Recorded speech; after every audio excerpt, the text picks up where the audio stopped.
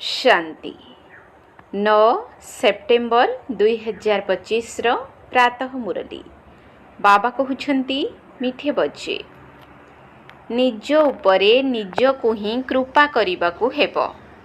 पाठ पढ़ारे आगेई जाओ। कौनसी भी विकर्म करी निजर रेजिस्टर को खराब कर नाही। निज उपरे निज को ही कृपा करिबाकू हेबो। पाठ पढ़ारे आगेई जाओ। कौनसी भी विकर्म करी निजर रेजिस्टर को खराब कर नाही।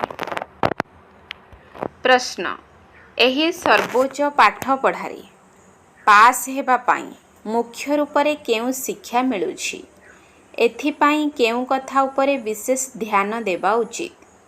एही सर्वोच्च पाठ पढ़ारे पास हेबा पाई मुख्य रूपरे केउ शिक्षा मिलुछि? एथिपाई केउ कथा उपरे विशेष ध्यान देबा उचित? उत्तर एही पाठ पढ़ारे पास हेबा पाई दृष्टि अत्यंत पवित्र हेबा दरकार।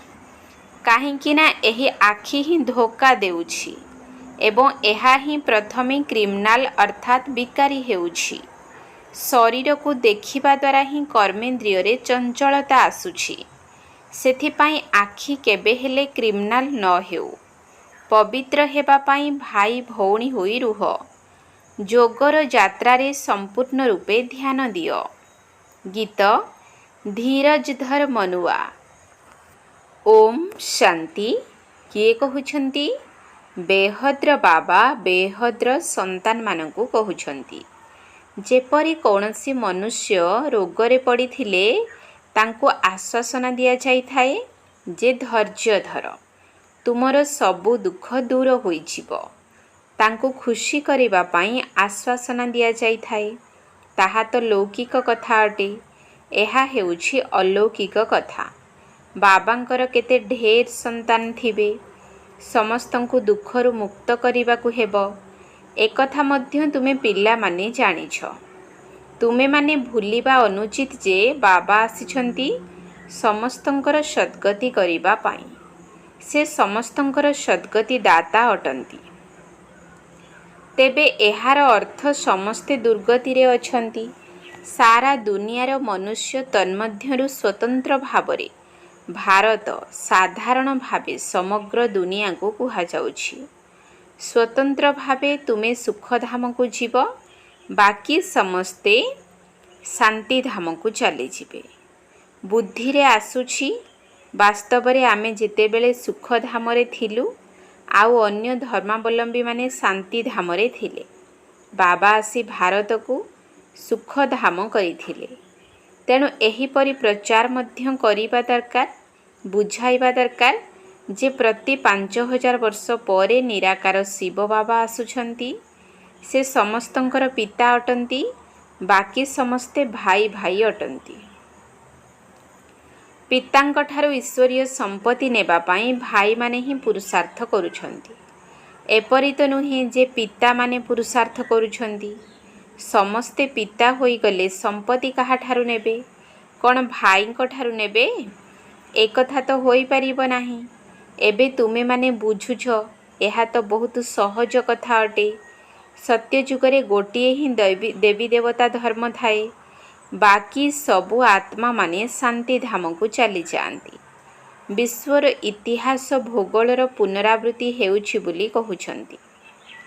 तेणु एहा निश्चित जे गोटिए इतिहास भूगोल रहिछि जहा पुनरावृत्ति हेउछि। कलिजुग परे पुणी सत्य जुग हेबो। उभय मध्यरे पुणी संगम जुग मध्य निश्चय रहिबो। एहाकु सर्वोत्तम पुरुषोत्तम कल्याणकारी जुग कुहा जाउछि। एबे तुम बुद्धिर ताला खोलिछि। तेणु बुझी पारुछ जे एहा तो बहुत सहज कथा अटे। नुआ दुनिया एवं पुरुणा दुनिया। पुरुणा गछरे निश्चय बहुत पत्र रही थाए। नुआ गछरे अल्प पत्र रही थाए। ताहा हेउछि सतो प्रधान दुनिया। एहाकु तमो प्रधान कुहा जाउछि। तुमर मध्य पुरुषार्थर क्रम अनुसारे बुद्धिर ताला खोलिछि। काहेकि ना समस्ते यथार्थ रीति रे बाबा को मने पकाउ नाहंती।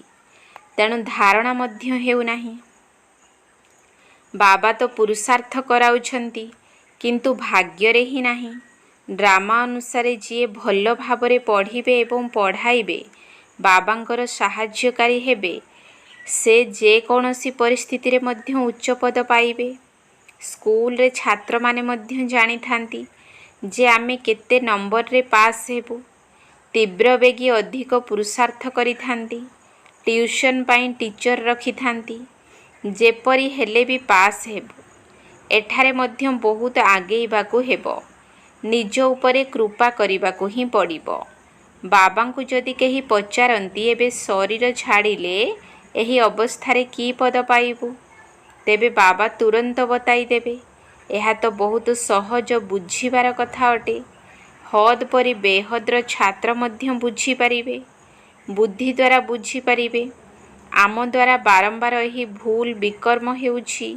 ରେଜିଷ୍ଟର ଖରାପ ହେଲେ ଫଳାଫଳ ମଧ୍ୟ ସେହିପରି ବାହାରିବ। ପ୍ରତ୍ୟେକ ନିଜର ରେଜିଷ୍ଟର ରଖନ୍ତୁ। ଏପରି ତ ଡ୍ରାମା ଅନୁସାରେ ସବୁ ନିର୍ଦ୍ଧାର୍ଯ୍ୟ ହୋଇଯାଉଛି। ନିଜେ ମଧ୍ୟ ବୁଝୁଛନ୍ତି ଯେ ଆମର ରେଜିଷ୍ଟର ବହୁତ ଖରାପ ଅଟେ। ନ ବୁଝିପାରିଲେ ବାବା କହିଦେବେ। ସ୍କୁଲରେ ରେଜିଷ୍ଟର ଆଦି ରଖାଯାଇଥାଏ। ଏକଥା ତ ଦୁନିଆରେ କାହାକୁ ହେଲେ ଜଣା ନାହିଁ। ଏହାର ନାମ ହେଉଛି ଗୀତା ପାଠଶାଳା। ବେଦ ପାଠଶାଳା କେବେ କୁହାଯାଏ ନାହିଁ। ବେଦ ଉପନିଷେଦ ଗ୍ରନ୍ଥ ଆଦି କାହାର ବି ପାଠଶାଳା କୁହାଯିବ ନାହିଁ। ପାଠଶାଳାରେ ଲକ୍ଷ୍ୟ ରହିଛି ଆମେ ଭବିଷ୍ୟତରେ ଏହିପରି ହେବୁ। କେହି ବହୁତ ବେଦଶାସ୍ତ୍ର ପଢ଼ିଲେ ତାଙ୍କୁ ମଧ୍ୟ ଉପାଧି ମିଳିଥାଏ, ରୋଜଗାର ମଧ୍ୟ ହୋଇଥାଏ।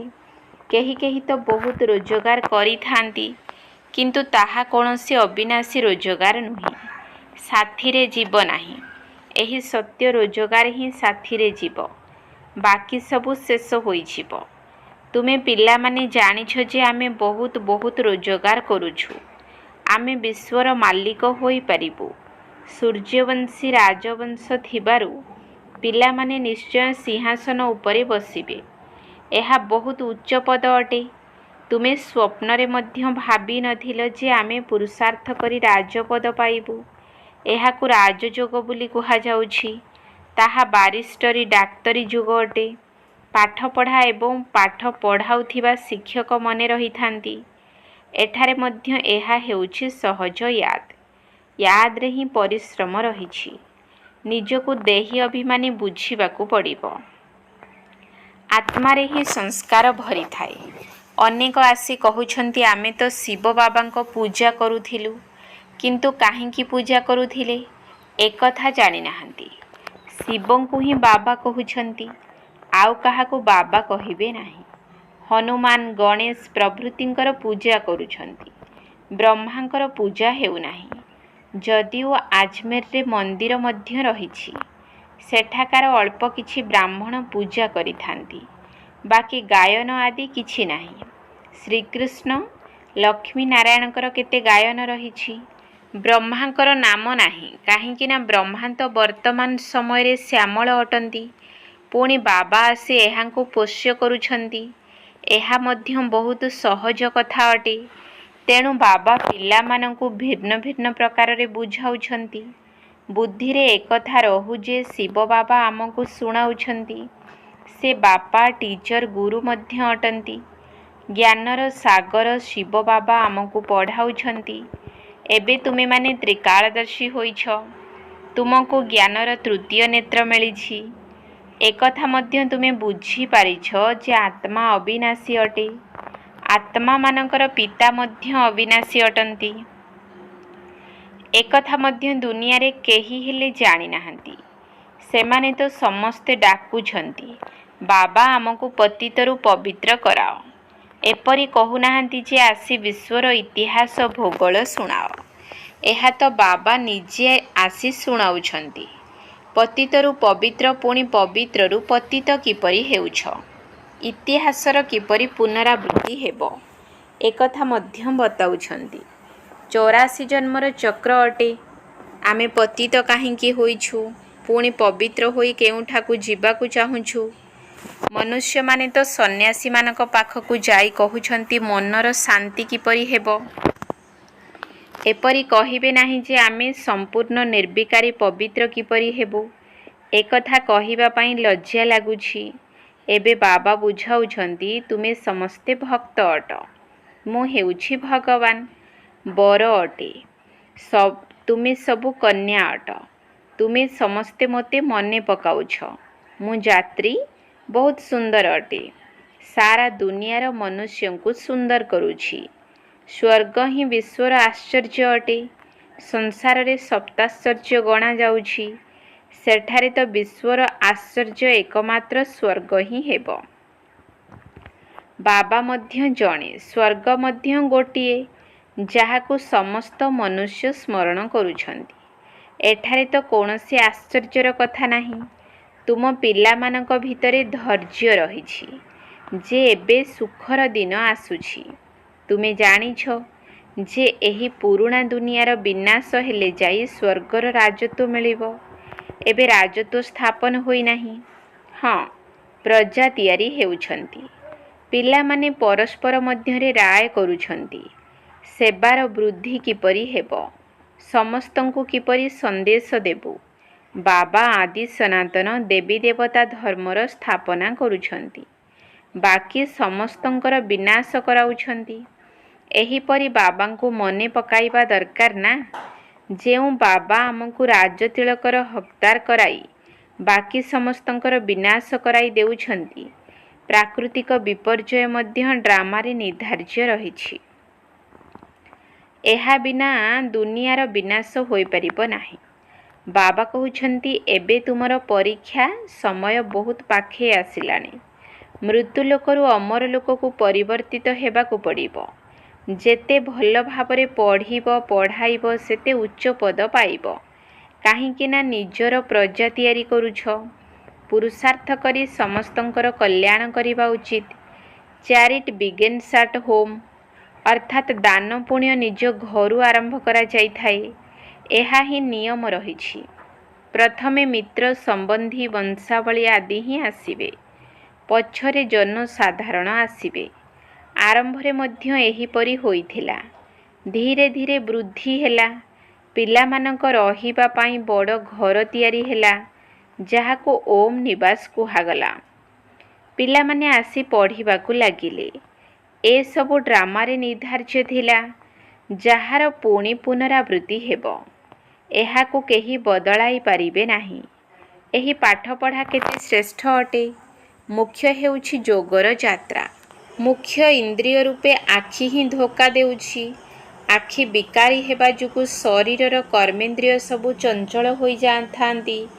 कौनसी सुंदर कन्या को देखिले बास आसक्त होई जाइथांती। एपरि बहुत घटना दुनिया रे हेउछि। गुरुंकर दृष्टि मध्य विकारी होई जाउछि।